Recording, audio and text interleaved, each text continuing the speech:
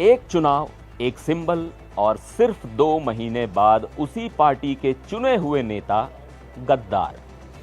पश्चिम बंगाल की राजनीति में अब लड़ाई सिर्फ बीजेपी बनाम टीएमसी की नहीं रह गई है। अब ममता बनर्जी अपनी ही पार्टी के बागियों पर खुलकर बरस रही हैं।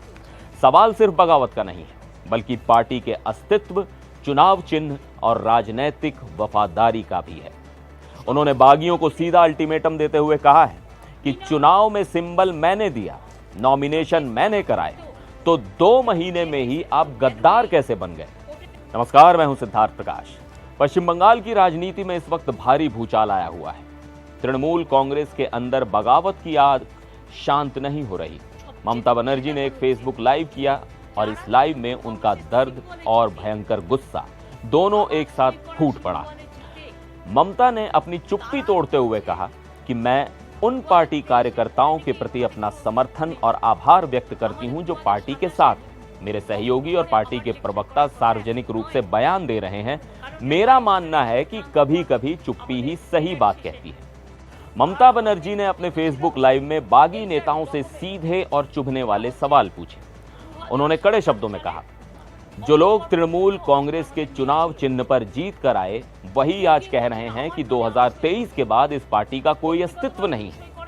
हमारा अगला संगठनात्मक चुनाव 2027 के अक्टूबर में होना है।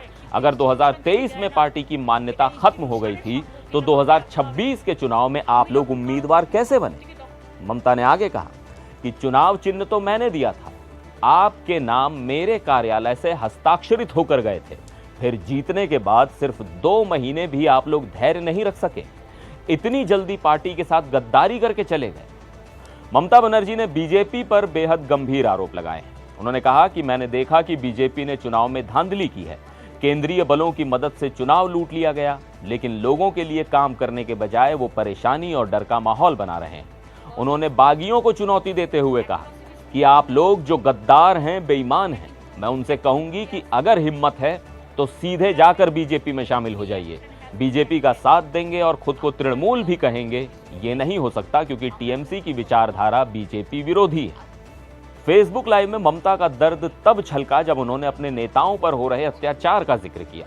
उन्होंने कहा कि क्या उन्हें लगता है कि मैं मर गई हूं?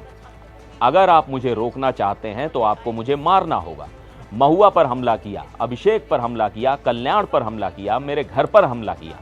हमारे बहुत से साथी आज भी लॉकअप में पड़े हुए हैं। किसी की कमर में रस्सी बांधी गई है, किसी के पैरों में बेड़ियां डाली गई हैं। उन्होंने ये भी कहा कि बंगाल में नया कल्चर देखकर दुख होता है। बच्चों को मिड डे मील में अंडे नहीं मिल रहे हैं। मुझे पता है कि लोगों पर दबाव डाला जा रहा है, लेकिन मैं बीजेपी के सामने नहीं झुकूंगी। तो कुल मिलाकर सिंबल मैंने दिया, नामांकन मैंने कराया, 2 महीने में गद्दार कैसे बन गए। ममता बनर्जी का ये सवाल सिर्फ बागियों से नहीं है, ये उस राजनीतिक संकट की तस्वीर है जिसमें अब टीएमसी का नाम, सिंबल और नेतृत्व तीनों दांव पर नजर आ रहे हैं। अब देखना होगा कि ये लड़ाई अदालत, चुनाव आयोग और जनता के बीच किस मोड़ पर पहुंचती है। आपकी क्या राय है, कमेंट में जरूर बताइएगा। फिर मिलेंगे एक और वीडियो में। आप देखते रहिए एनडीटीवी इंडिया।